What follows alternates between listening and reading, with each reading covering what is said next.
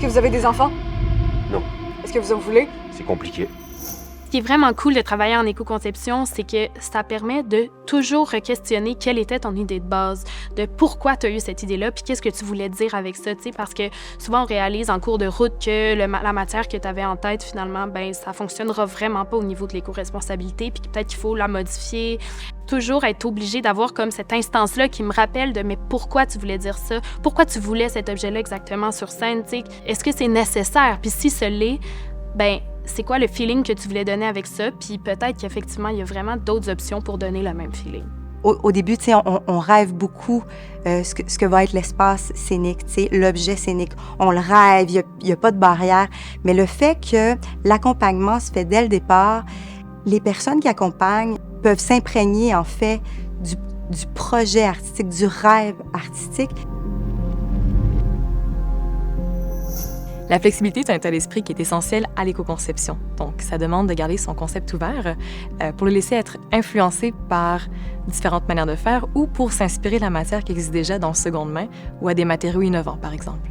Parce qu'on a souvent les réflexes de faire toujours de la même façon, d'utiliser les mêmes matériaux. Quand on fait de la conception de costumes, souvent on procède avec des maquettes qui proposent une idée ou un concept plus précis, mais cette manière de travailler-là est intéressante, mais elle fige les idées. Moi, quand je travaille en éco-conception, souvent, je travaille à partir de mood boards ou de tableaux d'inspiration, ce qui permet, en fait, de changer d'idée par rapport aux recherches et aux partenariats que je fais avec les gens. Puis ça fait que le dialogue avec la metteur en scène ou le metteur en scène reste ouvert artistiquement, puis qu'on a plus de latitude. C'était une réflexion constante dans le montage afin que, par la suite, on puisse retourner les éléments d'où est-ce qu'ils venaient. Et puis, lorsque j'avais un doute, si je me rendais compte que ça pouvait avoir une influence sur l'esthétique, je consultais la scénographe pour être certain.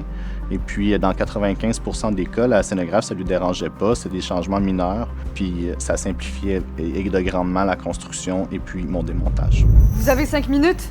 Pourquoi c'est toujours après les rencontres que vous dévoilez des choses?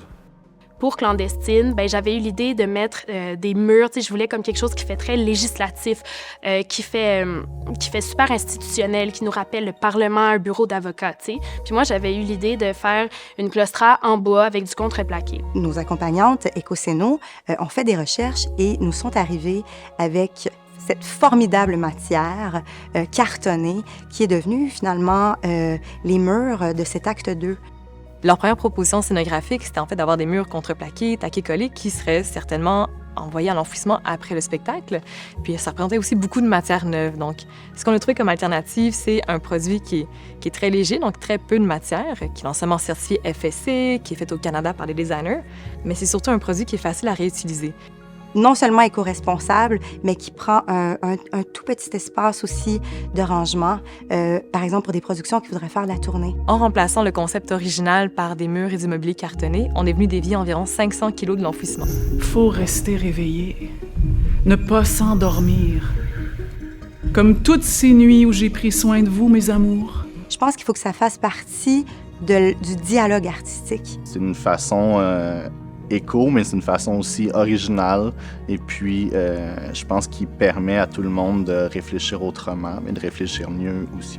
L'éco-responsabilité n'est pas une contrainte ou une forme de compromis, mais plutôt une addition, au même titre que l'éclairage le sont les costumes.